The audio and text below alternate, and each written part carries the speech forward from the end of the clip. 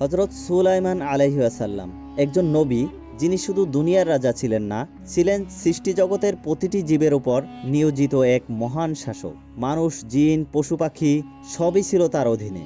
আর একদিন তিনি এমন কিছু করলেন যা আজও ইতিহাসের সবচেয়ে বড় চ্যালেঞ্জ হিসেবে চিহ্নিত। তিনি আল্লাহর কাছে চাইলেন এক বিশেষ সুযোগ, সমগ্র সৃষ্টি জগৎকে একবেলা খাওয়ানোর সুযোগ। আর সেই অনুমতি পেয়ে শুরু করলেন এমন এক আয়োজন যা পৃথিবীর ইতিহাসে আর কখনো হয়নি।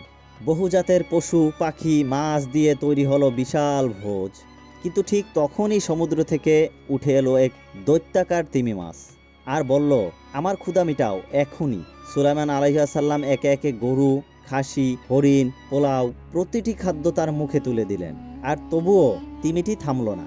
এক পর্যায়ে সে খেয়ে ফেলল পুরো 40 কিলোমিটার জায়গা জুড়ে সাজানো খাবার। আর ঠিক তখনই কি করলেন সুলাইমান আলাইহিস সালাম? কেন তিনি সিজদায় পড়ে গেলেন কাঁদতে কাঁদতে? এই মহা বিস্ময়কর ঘটনাটি আজ আমরা জানব সম্পূর্ণভাবে কুরআন ও হাদিসের আলোকে ও ইতিহাসবিদদের আলোকে।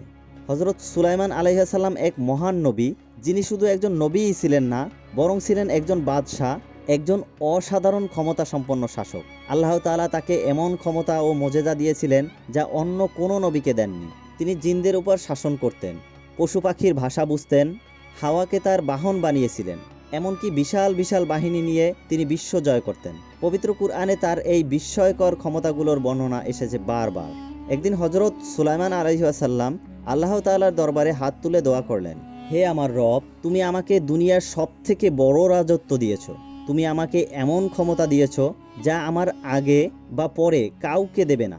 আমি চাই একদিন পৃথিবীর সমস্ত মাখলুক, মানুষ, জিন, পশু পাখি, এমনকি সমুদ্রের মাছ, সবার জন্য একটি বিশাল ভোজের আয়োজন করতে। তাদের সবাইকে একদিন খাবার খাওয়াতে চাই, শুধু তোমার সন্তুষ্টির জন্য। আল্লাহ তাআলা উত্তরে বললেন, হে সুলাইমান, তুমি তা করতে পারবে না। তোমার দ্বারা একবেলা সবাইকে খাওয়ানো সম্ভব না, অতএব তুমি পারবে না। কিন্তু সুলাইমান আলাইহিস সালাম হাল ছাড়লেন না, বারবার বিনয় করে বললেন। আল্লাহ তাআলা রাজি হলেন না।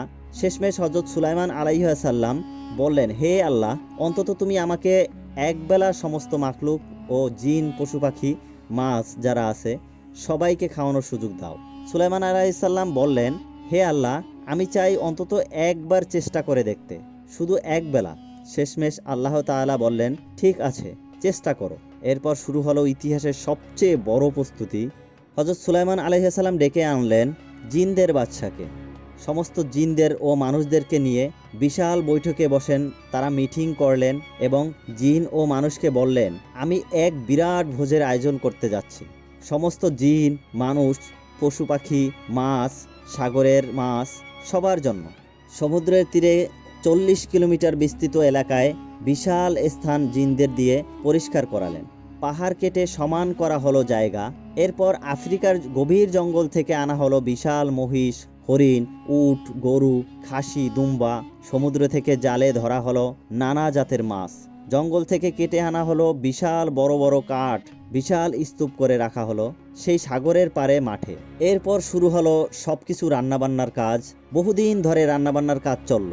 বড় বড় ডেগে রান্না করা হলো বিরিয়ানি, খাসির রোস্ট, গরুর রোস্ট, মহিষের ঝোল, পোলাও। যেন পাহাড়ের মতো করে খাবার জমে উঠল 40 কিলোমিটার জায়গা জুড়ে। গরম ভাপে খাবারের সুবাস বাতাসে ভেসে বেড়াতে লাগলো। অবশেষে সেই মাহেন্দ্রক্ষণ এলো। হযরত সুলাইমান আলাইহিস সালাম দাঁড়িয়ে ভাষণ দিলেন, হে জিন, হে মানুষ, হে পশু পাখি, হে সাগরের প্রাণীরা, তোমরা সবাই আল্লাহর সৃষ্টি।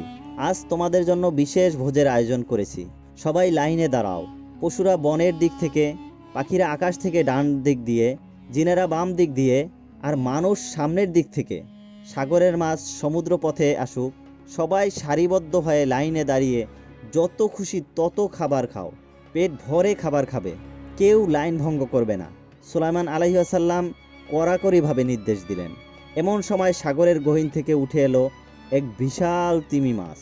তিমি মাছটি চিৎকার দিয়ে বলল, হে সুলাইমান, আমি লাইন মানি না, আমি ক্ষুধায় মরে যাচ্ছি, আমাকে সবার আগে খাবার দাও। সুলাইমান আলাইহিস সালাম তো আল্লাহর নবী, তিনি তো ন্যায়ের প্রতীক। সুলাইমান আলাইহিস সালাম বললেন, না, তুমি লাইনে দাঁড়াও। তিমি মাছ বলল, তুমি যদি আমাকে না খাওয়াও আমি এখনই মরব, তখন তোমাকে আল্লাহর কাছে জবাবদিহি করতে হবে।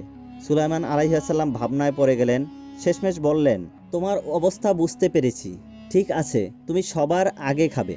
জিনদের বাদশাকে সুলাইমান আলাইহিসসালাম বললেন, আফ্রিকার জঙ্গল থেকে যে গরু আনা হয়েছে সেই গরুর একটি আস্ত রোস্ট এই তিমি মাছকে খাইয়ে দাও, তাতেই তার পেট ভরে যাবে। প্রথমে তাকে খাওয়ানো হলো এক বিশাল গরুর রোস্ট।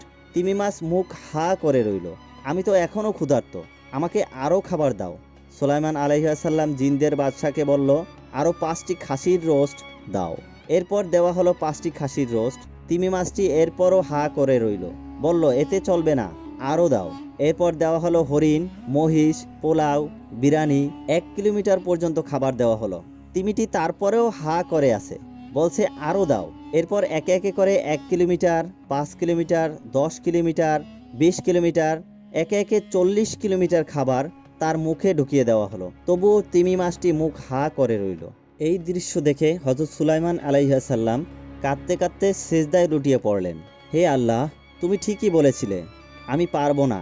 তুমি যে কত বড়, কত শক্তিমান তা আজ আমি উপলব্ধি করলাম। আমি আমার সীমাবদ্ধতা বুঝতে পেরেছি। হে আল্লাহ, তুমি ছাড়া আর কেউ সকল সৃষ্টির রিজিক দিতে সক্ষম নয়। প্রিয় দর্শক, এই গল্পটি শুরু থেকে শুনলে হয়তো আপনার মনে হয়েছে এটি একটি সত্য কাহিনী। আপনি হয়তো আবেগে ভেসে গেছেন, হযরত সুলাইমান আলাইহিসসালামের প্রতি ভালোবাসা বেড়ে গেছে। কিন্তু আমরা এখন আপনাকে একটি গুরুত্বপূর্ণ বিষয় জানাতে চাই। এই গল্পটির কোনো ভিত্তি নেই, এটি সম্পূর্ণ মিথ্যা ও বানোয়াট। এই কাহিনী ইসরায়েলিয়াত অর্থাৎ ইহুদি ও খ্রিস্টান গল্পকারদের বানানো কাল্পনিক রচনা, যেগুলি ইসলামের নাম করে প্রচারিত হয়। কুরআন ও সহিহ হাদিসে এর কোনো অস্তিত্ব নেই। সুতরাং এ ধরনের গল্প থেকে আমাদের সতর্ক থাকতে হবে এবং শুধুমাত্র কুরআন ও সহিহ হাদিসে বর্ণিত ঘটনাকেই গ্রহণ করা উচিত। এই ভিডিওটি যদি ভালো লেগে থাকে তাহলে অবশ্যই লাইক দিন, শেয়ার করুন এবং চ্যানেলটি সাবস্ক্রাইব করে পাশে থাকুন। ইসলামিক ইতিহাসের ও শিক্ষণীয় কাহিনীর পরবর্তী পর্ব পেতে বেল আইকনে ক্লিক করতে ভুলবেন না। কমেন্টে লিখে জানাবেন আপনি কি এই কাহিনীর আসল সত্য আগে জানতেন। যদি জেনে থাকেন তাহলে অবশ্যই কমেন্ট করে জানাবেন, আর যদি নাও জেনে থাকেন তাহলে অবশ্যই কমেন্ট করে জানাবেন। সবাই ভালো থাকবেন, সুস্থ থাকবেন। আল্লাহ হাফেজ।